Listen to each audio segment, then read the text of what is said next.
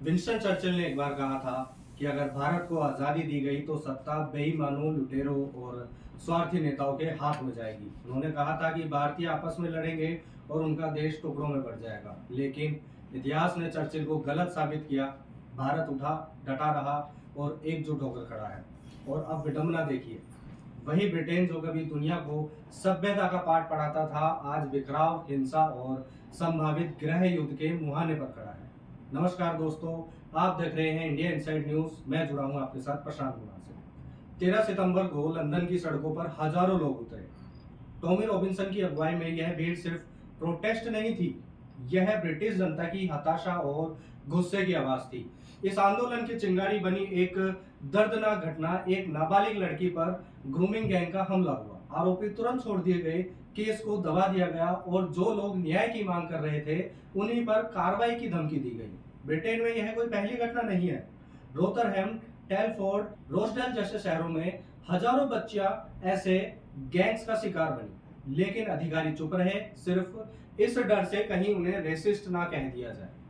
British जनता का कहना है कि उनकी बेटी असुरक्षित है, बेटे चाकू से मारे जा रहे हैं और कानून उन अपराधियों पर ढीला है जिन्हें बाहर से लाया गया। असली सजा तो उन नागरिकों को मिली जो सच बोलने की हिम्मत रखते हैं।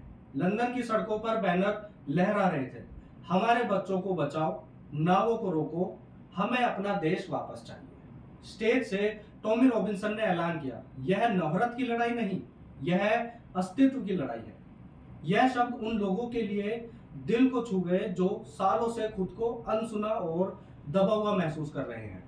यहाँ तक कि अरबपति एलन मस्क ने भी वीडियो से लिंक किया और कहा, अगर सच बोलना गुनाह बन जाए तो समझ लेना कानून नहीं, तानाशाही चल रही है। लोगों का आरोप है कि ब्रिटेन में दोहरी न्याय प्रणाली लागू हो चुकी है। अब प्रवासी अपराधी छूट जाते हैं, लेकिन अगर कोई ब्रिटिश नागरिक उनका नाम ले ले तो उसे जेल भेज दिया जाता है।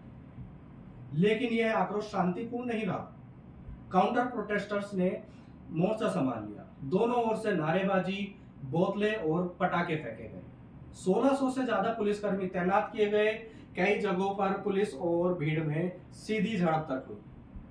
परिणाम, 16 पुलिसकर्मी घायल हुए, 4 गंभीर हालत में और 20 से ज्यादा लोग गिरफ्तार किए गए। प्रोटेस्टर्स का कहना था, पुलिस जनता से लड़ रही है लेकिन अपराधियों पर कार्रवाई नहीं हो रही। यह कोई छोटी घटना नहीं थी। 1 लाख से ज्यादा लोगों की मौजूदगी ने ब्रिटेन के इतिहास के सबसे बड़े प्रदर्शनों में शामिल कर दिया। पृष्ठभूमि भी साफ है। अवैध आप्रवासन से छोटे छोटे कस्बे भर गए, होटल शरणार्थियों से भरे हैं, जबकि स्थानीय ब्रिटिश बेघर सड़कों पर घूम रहे हैं। कामकाजी वर्ग के परिवार अपने मोहल्ले बदलते देख रहे हैं और शिकायत कर रहे हैं, उन्हें रेसिस्ट कहकर चुप करा दिया जाता है। उनका आरोप है कि सरकार अपने ही नागरिकों से ज्यादा विदेशियों की चिंता करती है। कानून कठोर है लेकिन स्थानीय लोगों पर मुलायम है, अप्रवासियों के लिए। और अगर यही हाल रहा तो ब्रिटेन एक दिन टूट जाएगा। चर्चिल ने कहा था, भारत बिखर जाएगा, लेकिन भारत आज भी मजबूती से खड़ा है। और अब वही ब्रिटेन बिखराव और अराजकता के कगार पर है। 13 सितंबर का यह प्रोटेस्ट सिर्फ एक मार्च नहीं था, यह जनता का ऐलान था, ऐलान कि वह अब चुप नहीं बैठेंगे।